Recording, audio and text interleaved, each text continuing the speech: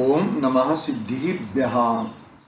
नमो अरिहन्ताणं, नमो सिद्धाणं, नमो ऐर्याणं, नमो उवज्झायाणं, नमो लोये सव्साहूणम्।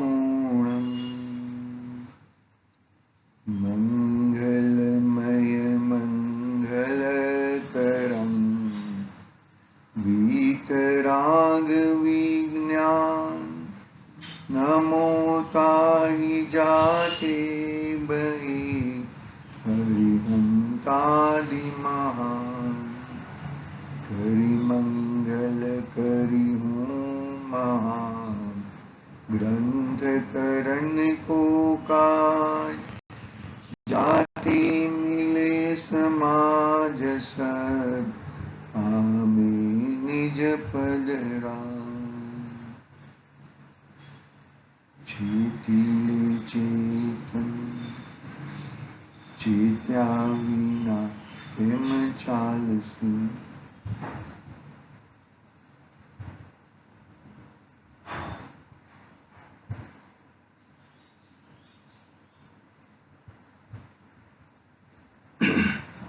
आज श्री मोक्ष मार्ग प्रकाशक नामक महान ग्रंथ अपने सामने विराजमान है। आचार्य कल्प पंडित प्रवर तोडरमल साहब द्वारा रचित इनका मौलिक रचना है। रचना कैसे की, कैसे हुई, कितना अभ्यास है। असत्य पदों की रचना नहीं होती है। ये सब बहुत ही सुंदर तरीके से ग्रंथ की प्रामाणिकता पंडित जी ने व्यक्त की। तो ऐसा प्रामाणिक ऐसे सर्टिफिकेट देने की जरूरत क्यों रही? क्योंकि भाई आजकल बहुत सारे लोग हैं ना, मांगते हैं, मालूम है कि भाई ये ऐसी ऐसी बातें होने वाली है, इसकी वजह से ये बात हुई। फिर अपना जो चलने वाला प्रकरण तो वो है, अभी कल चालू किया था हमने कि कैसे शास्त्र पढ़ने और सुनने चाहिए। हिंदी लेता हूं मैं, वो पैराग्राफ पढ़ लिया था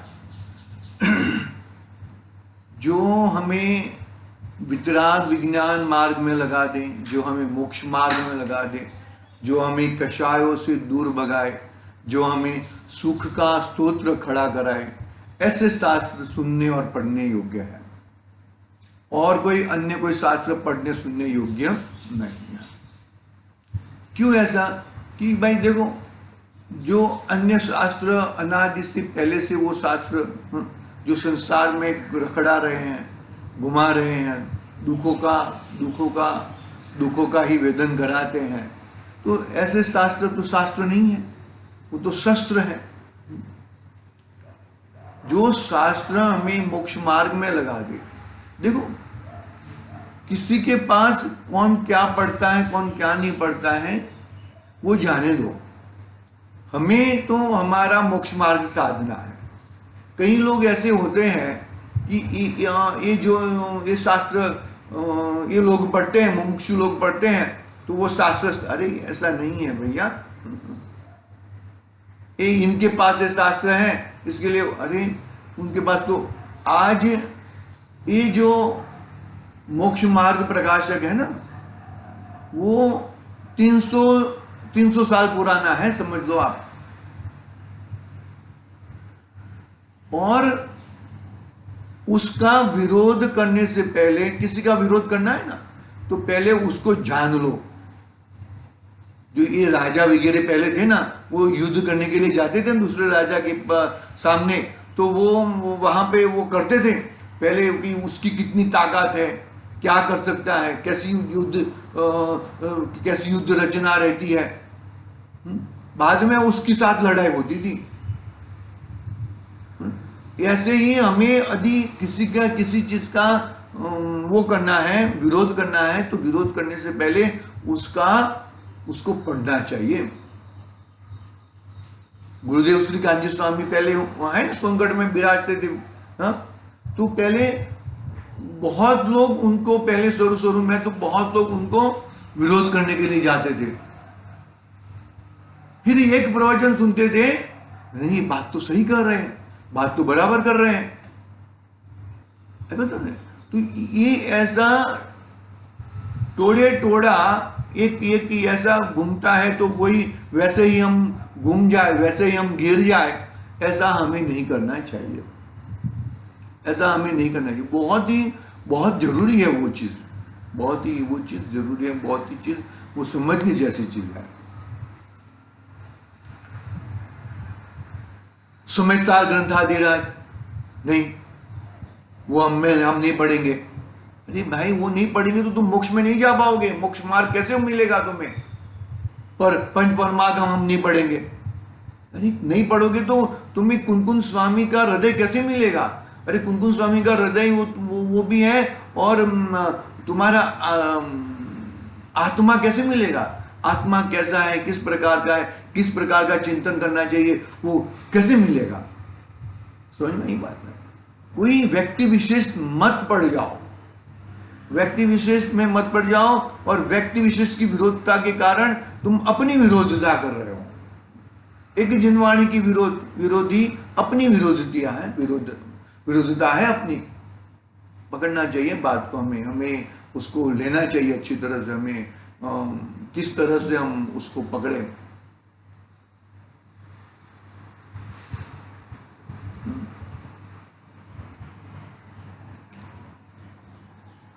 जो कुतूहल पैदा करता हूँ, युद्ध की भाषा बताता हूँ, क्रोधादि कषाय आदि की भाषा बताते हूँ, काम वासना की भाषाएं बताते हो, वो तो शास्त्र नहीं है, वो तो शस्त्र है।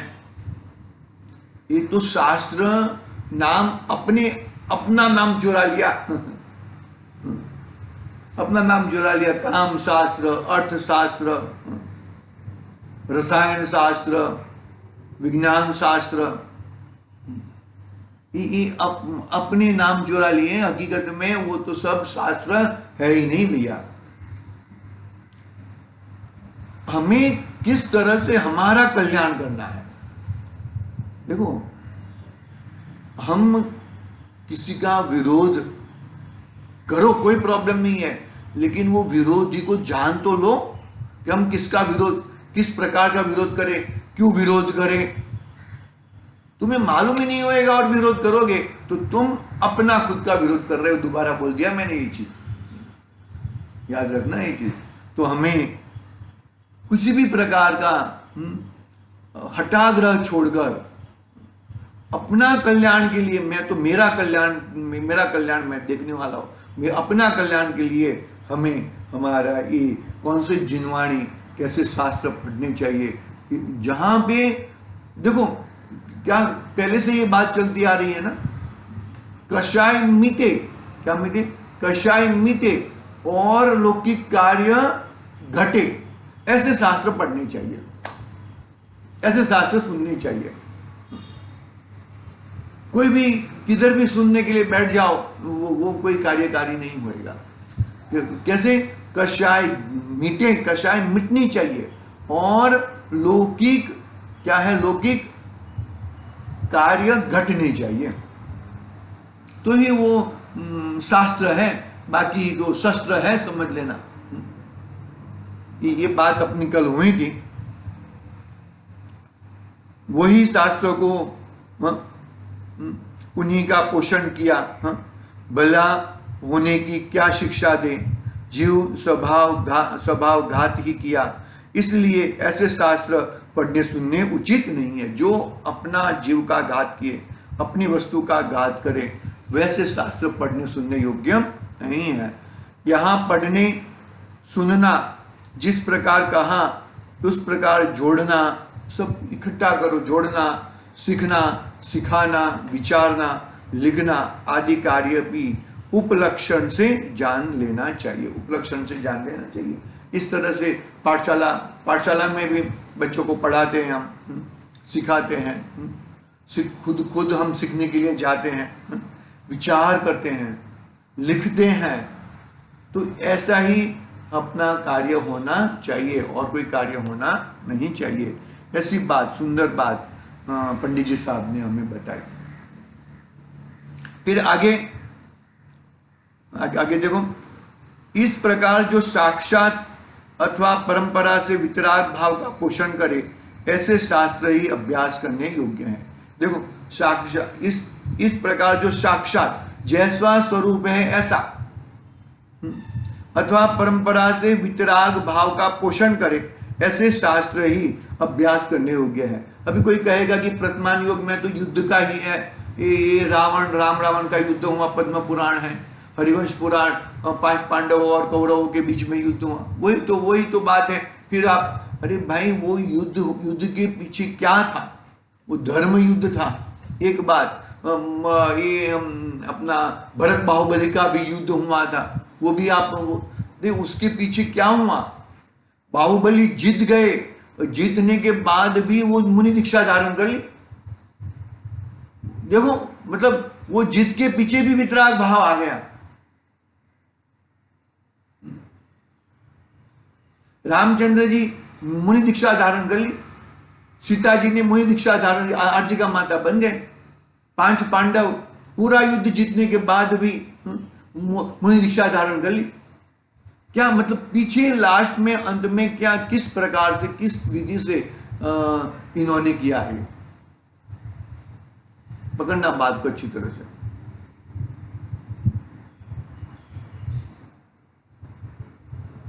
वितराग भाव का पोषण हुआ कि नहीं हुआ? कि राग भाव का पोषण हुआ? राग भाव तो छोड़ दिया, वितराग भाव का पोषण किया। ये इतना यहाँ पर कौन से शास्त्र, कैसे शास्त्र, क्यों पढ़ने चाहिए, किस तरह से पढ़ने चाहिए, हाँ, कि क्या मर्म है उसके पीछे, अपना प्रयोजन क्या होना चाहिए, बहुत सारी बात, बहुत तुंकाण में बहुत ही अच्छा विश्लेषण किया पंडित जी ने। और अभी आगे वक्ता और श्रोता का स्वरूप कहते हैं। कैसे शास्त्र पढ़ने चाहिए, वो वक्ता का स्वरूप, और कैसे शास्त्र सुनने चाहिए, वो श्रोता का स्वरूप। वक्ता भी श्रोता है और श्रोता भी वक्ता है। ऐसा क्यों कहा? अरे भाई, हम तो ये जिनवाणी के माध्यम से हम पढ़ रहे हैं ना, हम हमारा घर का कुछ नहीं पढ़ रहे हैं, तो हम जिनेंद्र भगवान के वक्ता भी श्रोता है और श्रोता भी जिनेंद्र भगवान का सुनने वाला है, वो भी श्रोता है। तो हकीकत में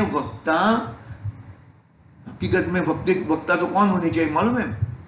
एक तो तीर्थंकर भगवान, सर्वज्ञ केवली भगवान, वही परम वक्ता है।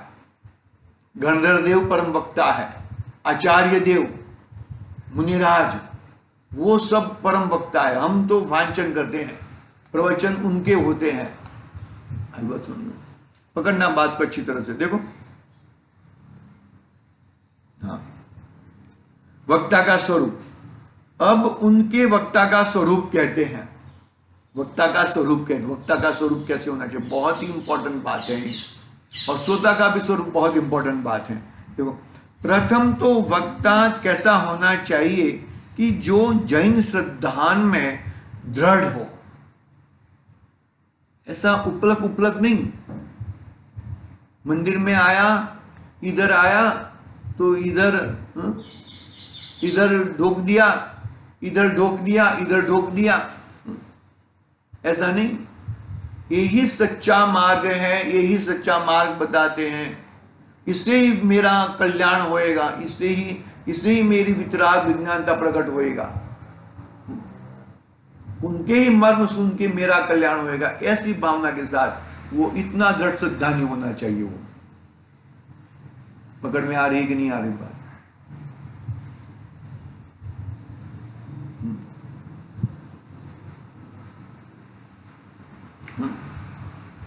प्रथम तो वक्ता कैसा होना चाहिए कि जैन श्रद्धान में दृढ़ हो, क्योंकि यदि स्वयं अश्रद्धानी हो तो औरों को श्रद्धानी कैसे करे? खुद अश्रद्धानी हो, तत्व श्रद्धान ना हो, कुछ मालूम ना हो, तो दूसरे को श्रद्धान कैसे करे भैया? खुद तत्व श्रद्धानी होना चाहिए, सात तत्व का, सच्चे देव गुरु शास्त्र का बहुत ही तत्व श्रद्धानी होना चाहिए। वो दृढ़ श्रद्धा, कुछ भी आगे पीछे नहीं, यही सत्य बात है। स्वयं अश्रद्धानी हो, खुद को ही गुरु गौर खाए यानी चलाने सिखामणा पे, ऐसा नहीं होना चाहिए। इसका मतलब द्रव्यान योग और चरणान योग साथ में होना चाहिए। बात करें द्रव्यान योग से, आत्मा तो निराहारी है और यहां पे बस अनाप शनाप कुछ भी खाना लग जाए, ऐसा नहीं है। शुद्ध भोजन, सात्विक भोजन, रात्रि भोजन का त्यागी होना चाहिए।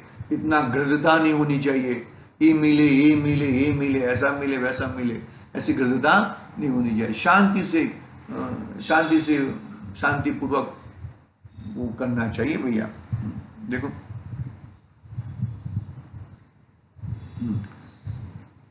प्रथम वक्ता कैसा होना चाहिए कि जो जैन सिद्धांत में दृढ़ हो, क्योंकि यदि स्वयं अश्रद्धानी हो तो औरों को श्रद्धानी कैसे करे, दूसरों को श्रद्धानी कैसे करे। श्रोता तो स्वयं से ही बुद्धिहीन के धारक हैं। जो श्रोता है उनके प्रश्नों का निराकरण होना चाहिए, खुद स्वयं प्रश्न खड़ा करे। कैसे प्रश्न खड़ा करे? मानो कि द्रव्य गुण पर्याय का पाठ चल रहा हो, निश्चय व्यवहार का पाठ चलता हो, निमित्त उपादान का पाठ चलता हो, तो नए नए उस प्रकार के प्रश्न खड़ा करके, मानो कि श्रोता प्रश्न नहीं खड़ा करके खुद प्रश्न खड़ा करके उनके शंकाओं के समाधान होना चाहिए। कोई भी एक भी श्रोता शंका सहित जाए वो मुझे नहीं चलेगा। और भी होते हैं बहुत सारे ऐसे प्रश्न होते हैं कि जो वक्ता को नहीं आते हैं, तो वो निखलता से बोलना चाहिए कि भाई इसका मुझे कोई विशेष ज्ञान नहीं है, मैं अन्य कोई ज्ञानी पुरुष, अन्य कोई पंडित से उसका मैं पूछ के मैं आपको उसका जरूर आपकी शंका दूर करूंगा। मतलब इसको ऐसा लगना नहीं चाहिए कि मैं ऐसा कह दूंगा तो ये मेरा गड़बड़ हो जाएगा, वो हो जाएगा, ऐसा उसको लगना नहीं चाहिए। बात समझ में आ रही है कि नहीं आ रही है? इस तरह का श्रोता होना चाहिए, मतलब बहुत ही ब्रॉड माइंडेड होना चाहिए। निश्चय व्यवहार का स्वरूप विचार करते, व्यवहार अभूतार्थ है, लेकिन अभूतार्थ है कैसा अभूतार्थ है? झूठा, ये पाप की तरह ऐसा नहीं है अभूतार्थ। जाना हुआ प्रयोजनवान है, मतलब बरोबर अच्छी तरह से उसको समझाना चाहिए। नहीं तो क्या होता है कि ये श्रोता है ना, जो हम लोग है ना, हम लोग पिक्चर देखने के लिए जाते हैं ना, तो हम श्रोता हो गए ना, और वो हीरो लोग क्या हो गए? हमारे वक्ता हो गए है ना, ऐसा ही है ना। तो हम जो गलत बात है ना वो जल्दी ग्रहण कर लेते हैं, सही बात को तुम ठीक है वो तो हो ही गया, वो तो है बरोबर है, लेकिन गलत बात को, गलत बात को तुम गलत किसी से कुछ बोला गया, भाई वो भी छद्मस्त है, वो भी पूर्ण ज्ञानी तो है ही नहीं। पूर्ण ज्ञानी तो केवली भगवान है और बाद में गंधर्व देव है, वो सब पूर्ण। ये जो वांजनकार है, जो पढ़ने वाला है, वक्ता है, वो पूर्ण ज्ञानी तो है नहीं, दृढ़ श्रद्धानी है। जैन धर्म का दृढ़ श्रद्धानी, वो बात सही है, लेकिन बोलने में कभी आगे पीछे हो सकता है। तो वो जो वही देखो, इन्होंने तो ऐसा कहा था, इन्होंने ऐसा कहा था। अरे भाई वो टाइम बता दो पंडित जी को, वो टाइम बता दो वक्ता को कि भाई ये आप जो बताना चाहते हैं उसका मर्म क्या है, उसके पीछे क्या भावार्थ है, आप उसके पीछे क्या कहना चाहते हो। बस तो नहीं तो उसके पीछे छाने थापे रहो, ऐसा नहीं करना चाहिए। वो गलत है, वो तुम्हारा खुद का भी बुरा होएगा, औरों का भी, क्योंकि श्रोता तो बहुत सारे बैठे हुए हैं, खुद का भी बुरा होएगा और दूसरे का भी बुरा। जो कहना है वो बरोबर नहीं समझ में आए तो हमें पूछ लेना चाहिए।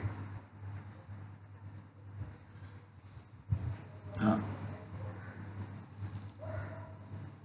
देखो क्या कहते हैं, प्रथम तो वक्ता कैसा होना चाहिए कि जो जैन धर्म में जैन जैन जैन श्रद्धान में दृढ़ हो, क्योंकि यदि वह स्वयं अश्रद्धानी हो तो औरों को श्रद्धानी कैसा करेगा, बराबर।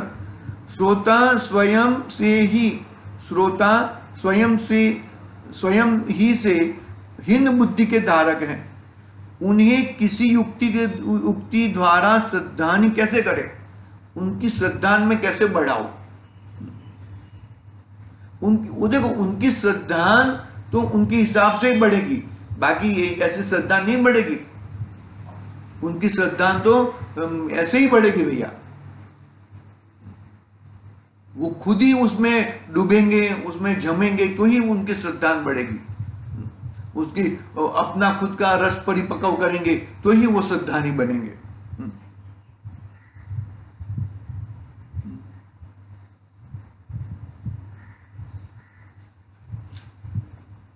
उन्हें किसी युक्ति द्वारा श्रद्धानी कैसे करें, और श्रद्धान ही सर्वधर्म का मूल है। दंसनम मूलो धम्मो, श्रद्धान में मेन श्रद्धान है, फिर सम्यक ज्ञान नाम पाता है, और फिर चारित्र धर्म प्रकट होता है। तो श्रद्धान सम्यक हुआ तो ज्ञान भी सम्यक होता है और चारित्र भी सम्यक हो जाता है। लेकिन चारित्र में क्रमशः पड़ता है, ज्ञान में भी क्रमशः, माने केवल ज्ञान तक क्रमशः रहता है। लेकिन श्रद्धा सम्यक दंसनम मूलो धम्मो, ये बात मेन है। दर्शनम यानी कि सम्यक दर्शन, यानी कि श्रद्धा ही धर्म का मूल है, वो कभी भूलना चाहिए, बरोबर है। ये बात हुई। फिर आगे और प्रश्न करते हैं।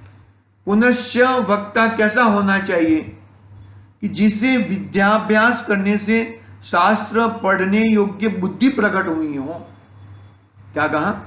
पुनश्च वक्ता कैसा होना चाहिए कि जिसे विद्याभ्यास करने से शास्त्र पढ़ने की बुद्धि प्रकट हुई हो, मतलब वो शास्त्र इस तरह से पढ़ना चाहिए जिससे सामने वाले की कुबुद्धि नाश हो जाए, अपनी भी कुबुद्धि नाश हो जाए और सामने वाले की भी अपनी कुबुद्धि नाश हुई है और सामने वाले की भी कुबुद्धि नाश हो जाए। ऐसे युक्ति, ऐसे उदाहरण इस तरह से उनको समझाना चाहिए। बहुत उदाहरण के द्वारा, अकेले उदाहरण नहीं, उदाहरण के द्वारा सिद्धांत को दृढ़ कराया जाए। उदाहरण से सिद्धांत की ओर जाए, सिद्धांत को दृढ़ कराए, अकेले उदाहरण में न रहे। ऐसा होना चाहिए भाई। देखो, शास्त्र पढ़ने योग्य बुद्धि प्रकट हुई हो, क्योंकि ऐसी शक्ति के बिना वक्ता पने का अधिकारी कैसे हो। यदि ऐसी शक्ति नहीं प्रकट हुई है तो वक्ता कैसे बनेगा। हर एक प्रकार के, देखो, बहुत निखालस होना चाहिए, इतना क्रोधित ना होना चाहिए। अरे वो ऐसा किसी को डराने वाला नहीं होना चाहिए। वो डराएगा तो श्रोता प्रश्न कैसे पूछेगा। आई बस, कोई भी विषय के अनुसार तो प्रश्न पूछने चाहिए। जो विषय के अनुरूप नहीं है तो आप, ये विषय के अनुरूप नहीं है, बाद में आप हमको प्रश्न पूछ लेना। विषय के अनुरूप तो प्रश्न, उसका जवाब देना चाहिए। जवाब नहीं है तो भाई मुझे इसका विशेष ज्ञान नहीं है, मैं किसी को पूछ के, या पंडित और कोई पंडित, अन्य विशेष ज्ञानी को पूछ के मैं इसका आपको जरूर जवाब दूर करूंगा। इसमें कोई किसी भी प्रकार का कोई प्रॉब्लम नहीं है। उसको उतार देना नहीं चाहिए। श्रोता को उतार दोगे तो वही मन में शंका, ऐसी की ऐसी शंका लेके चला जाएगा। शंका दूर करने के लिए यहां पर आया था और वो शंका के सहित जाएगा। ऐसे होते ऐसे होते हैं श्रोता कि भाई कोई बेदखल कर रहा है, कोई, देखो याद रखना, किसी के ज्ञान का, इसका ज्ञान कितना है, उसमें कितना ज्ञान है, वो चकासने के लिए प्रश्न मत करना। आपको मालूम हो इसमें उसमें ज्ञान है कि नहीं है, वो व्यभिचारिणी बुद्धि कहलाती है उसे। हाँ, याद रखना, ये आएगा, श्रोता का स्वरूप में आएगा। प्रश्न होने चाहिए लेकिन विषय के अनुरूप, जो विषय चलता है वो हिसाब से प्रश्न होने चाहिए, और वो प्रश्न का जवाब वक्ता अपनी भाषा में वो किस तरह उसको समझा सके। ऐसे मतलब उसको नहीं आता है तो बता दे, कोई प्रॉब्लम नहीं है इसमें। देखो, क्योंकि ऐसी शक्ति के बिना वक्ता पने का अधिकारी कैसे हो। पुनश्च वक्ता कैसा होना चाहिए। देखो, अपने अपने वक्ता कौन है? अपने वक्ता मोक्षमार्ग प्रकाशक यानी कि टोडरमल जी साहब है, ये वक्ता है, हम उनके श्रोता है। और टोडरमल साहब कौन कौन क्या कहते हैं, मेरे वक्ता कौन है? भाई मेरे वक्ता तो तीर्थंकर भगवान है, समयसार ग्रंथाधिराज, परमागम है, वो सब मेरे वक्ता है। समझ में? यहां पर मानो कि कोई विशेष प्रयोजन के कारण ऊपर बिठा दिया, इसके मतलब ऐसा नहीं है। मुख्य वक्ता तो कौन कहेंगे? पंडित जी कहेंगे यहां पर। देखो, पुनश्च वक्ता कैसा होना चाहिए कि जो सम्यक ज्ञान के द्वारा सर्व प्रकार के व्यवहार निश्चय आदि रूप व्याख्यान का अभिप्राय पहचानता हो।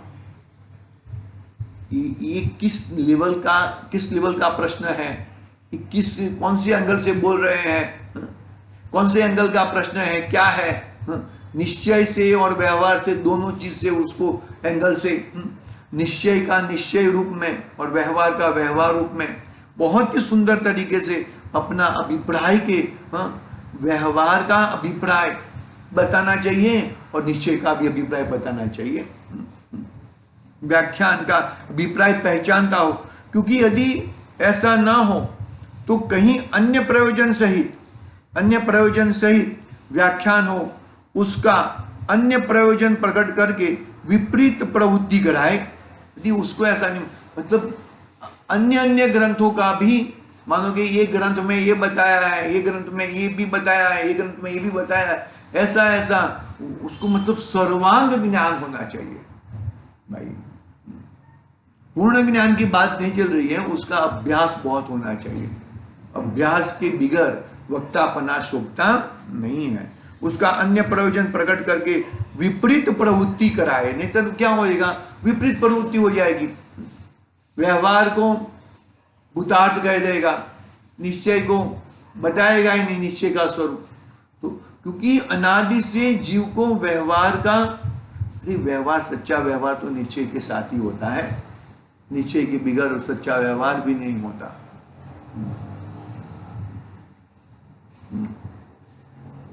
समझ में? अन्य प्रयोजन प्रकट करके विपरीत प्रवृत्ति कराए। पुनश्च वक्ता कैसा होना चाहिए कि जिसे जिन आज्ञा भंग करने का बहुत भय हो। जिनेंद्र भगवान की आज्ञा, जिनेंद्र भगवान, अरे मेरे से कुछ उल्टा सुल्टा बोल जाएगा तो, मेरे से कुछ गड़बड़ हो जाएगी तो, इसका भय होना चाहिए। भय होता नहीं, मतलब ऐसा डरने की बात नहीं है, लेकिन यदि वो देखो यहाँ पे आचार्य देव, यहाँ पे पंडित जी ने भी खुद बोल दिया, यदि मेरे से कुछ गलती हो जाए तो कोई मेरे से विशेष बुद्धि वाला उसको सुधार करके पढ़े। आचार्य देव खुद, कुंद आचार्य देव खुद कहते हैं 5वीं गाथा में